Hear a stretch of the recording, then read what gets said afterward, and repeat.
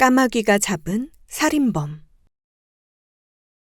칠흑 같은 몸에 기묘한 울음소리를 가진 새, 까마귀. 누군가는 불온한 징조라고 하나 사실 까마귀는 아주 총명한 동물이다. 우리 선조들도 그것을 잘 알고 여러 가지 이야기를 지어 전했다. 지금부터 시작할 이야기도 까마귀의 총명함에 얽힌 신통한 사연이다. 황갑정이라는 이가 평안도 강동 지방의 현감으로 부임한 지 얼마 되지 않았을 때의 일이다. 휘영청 밝은 달이 뜬 어느 날, 황갑정은 기괴한 울음소리에 대청으로 나왔다. 진원이 어디인고 둘러보니 웬 까마귀 한 마리가 내 산문 지붕에 올라 깍깍 울고 있는 게 아닌가? 까마귀는 황갑정의 눈을 똑바로 쳐다보고 날개를 치며 한참을 우짖더니 구룡산 쪽으로 날아갔다. 황갑정은 어쩐지 이 소리가 구슬프고 억울한 호소를 하는 것 같이 들렸다. 꼭 제 이야기를 알아달라고 하는 것 같구나. 그래서 책방과 청지기, 하인을 데리고 까마귀가 날아간 구룡산으로 올라갔다. 구룡산에 오르자 기다렸다는 듯 까마귀 울음소리가 들렸다. 까마귀는 어느 으슥한 공터에 앉아 우짖다가 황갑정 일행을 보고 날아올라 한 자리에서 빙빙 돌더니 사라져버렸다. 일행은 아무래도 무슨 이야기가 하고 싶은가 보다 짐작하며 까마귀가 앉아있던 부근을 살펴보았다. 그런데 어두운 와중에도 누군가 땅을 팠다가 다시 메운 흔적이 역력히 보였다. 하인이 그 자리를 파보니까 관도 없고 염도 하지 않은 시신이 나왔다.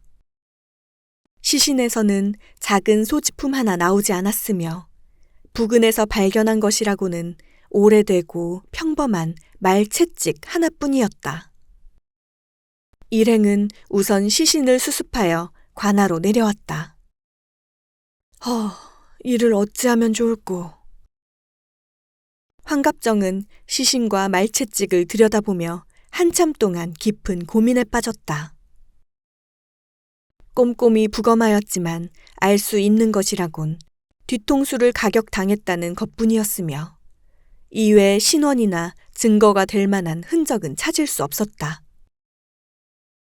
그리하여 평범하고 낡은 채찍 하나로 살인범을 잡아야만 하는 상황이기 때문이다. 이튿날 아침 해가 뜨자 황갑정은 불현듯 좋은 생각이 떠올라 이방을 불렀다. 이 고을에 마구간이 몇이나 있느냐? 읍내 안에 2곳이 있습니다. 특히 남쪽 사오리 밖에 말품을 팔아 생계를 하는 사람들이 삽니다. 그곳은 동네 이름도 마방골이지요.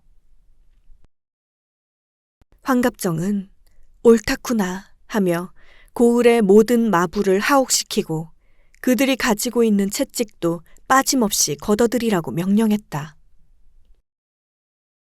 그날 밤 황갑정은 잠자리에서 편안히 잠을 이루지 못했다. 만약 잡아들인 마부 중에 범인이 없다면 이거 괜히 부임 초부터 망신이나 떠는 건 아닐는지 하는 걱정. 범인이 계획대로 행동하지 않으면 그땐 어쩔 테냐 하는 걱정. 걱정에 걱정을 잇느라 잠이 낄 겨를이 없었다. 결국 푸르스름한 새벽녘이 되어서야 눈을 붙일 수 있었다. 그런데 이때 꾼 꿈이 또 기묘하였다. 한 사내가 동헌으로 척척 걸어오더니 황갑정을 똑바로 바라보며 소인의 원수는 비도비행이며 비좌비행이옵니다. 이런 말을 남기고는 홀연히 사라진 것이다. 짧은 꿈이었지만 한 글자 한 글자가 생생하여 깨고 나서도 뇌리에서 떠나지 않았다.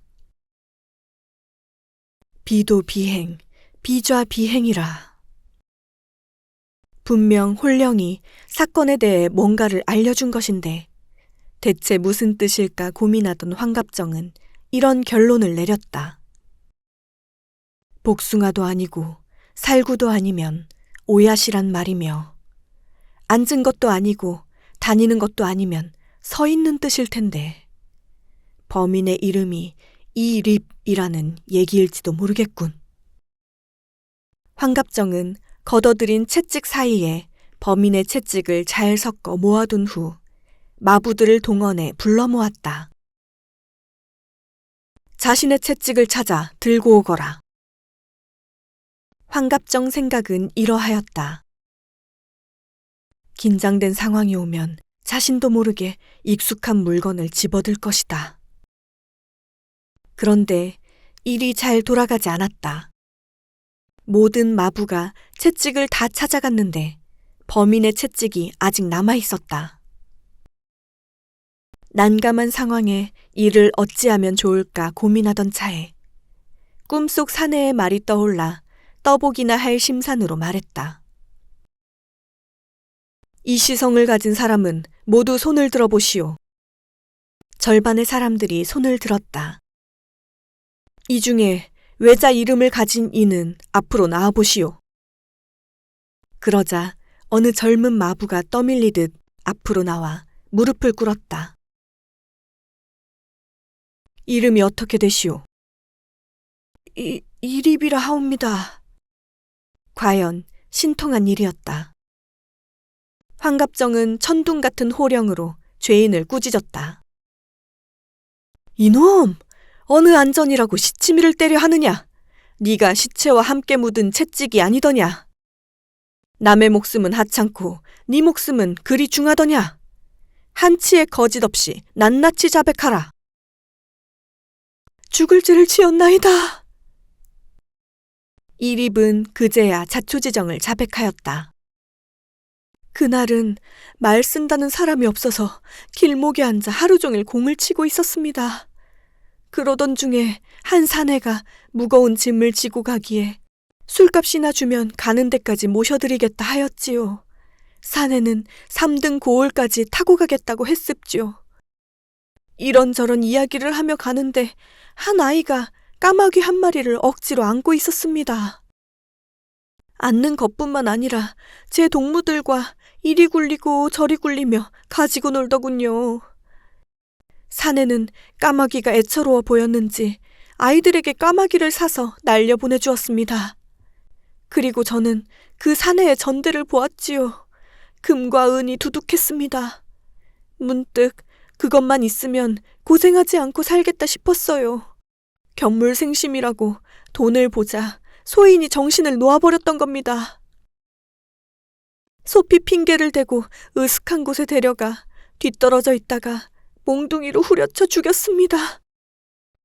그리고 곧바로 전대를 훔치고 시신을 묻었지요. 이것이 전부입니다. 자백이 끝나자 까마귀가 나타나 이립을 향해 무서운 속도로 날아오더니 얼굴을 쪼아댔다. 한눈에 보기에도 한이 가득하여 누구도 감히 까마귀를 떼어낼 수 없었다. 까악. 끔찍한 괴성이 동헌을 애웠다. 이립의 두 눈이 모두 멀자 곧이어 목덜미를 쪼아댔다. 얼마 되지 않아 이립이 새빨간 피를 토하며 곧 죽어버렸다. 까마귀는 그러고 나서야 만족한 듯 떨어져 숨을 거뒀다. 이후의 조사는 막힘없이 흘러갔다. 죽임을 당한 사람은 금은상 장은이라는 사람이었으며 곧바로 가족에게 연계하였다. 장은의 가족들은 까마귀도 함께 데려가 수의를 입히고 입관하여 묻어주었다. 환갑정은 두 무덤 앞에 정자를 지어 의오정이라 이름 붙이며 그들을 추모하였다. 이 이야기는 삼장이라 불리며 널리 퍼져나갔다. 무슨 뜻인고 하니 까마귀를 살린 장은의 자비가 첫째로 장하며 둘째는 까마귀의 의리가 장하며 셋째는 황현감의 지혜가 장하다는 뜻이라고 한다.